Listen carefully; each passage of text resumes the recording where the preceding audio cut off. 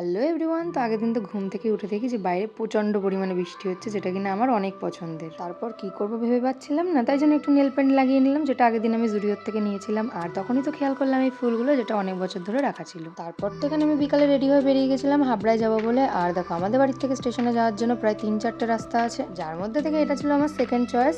আর আমি এটাই তোমাদের বলছিলাম যে ফার্স্ট চয়েস আমার অলওয়েজ ঠিক। তারপর তো আমি স্টেশনে গিয়ে টিকিট কেটে চলে গেছিলাম সোজা হাবড়াতে। অ্যাকচুয়ালি আমার একটু বিশালে যাওয়ার ছিল, কারণটা হচ্ছে আমার মেজদির তো মেয়ে হয়েছে। আর তোমরা সবাই তো ওর স্বাদের ব্লগ আমার চ্যানেলে দেখেছোই। উচকু তো হয়েছে আজ প্রায় 20 দিন, বাট আমি ওকে তো এখনো দেখতে যেতে পারিনি, কারণ আমাদের বাড়ি চলছিল অসুখ। সবাই তোমরা জানো আমার ঠাকুমা মারা গিয়েছেন, আর আমি মাসি বলে কথা, খালি হাতে তো আমি মুখ দেখতে যেতেই পারি না। তো তার জন্য আমি চলে এসেছিলাম জামা প্যান্ট কিনবো বলে আর টুকিটাকি কিছু কিনবো বলে। বাট আমি তো কিড সেকশনে এসে একদমই কনফিউজড হয়ে গেছিলাম, আমি কিছু চুজই করতে পারছিলাম না। তো লাস্ট ফিনিশিং আমি ওখান থেকে আমার পছন্দ মতো জিনিস পেয়ে যাই। আর সামনেই তো ছিল এখানে কিউএফসি, তো আমি ওখানে চলে গেছিলাম। জানি না কেন তার কিছুক্ষণ পরে আপনা মন খারাপ হয়ে গেছিলো, যার কোনো কারণ ছিল কি না আদৌ আমি সেটাও বুঝতে পারছিলাম না। ঠিক আছে, আমার মন খারাপ তো আমি ঠিক করেই নেবো, বাট তোমরা কিন্তু আমার চ্যানেলটাকে সাবস্ক্রাইব করতে একদম ভুলো না। চলো বাই।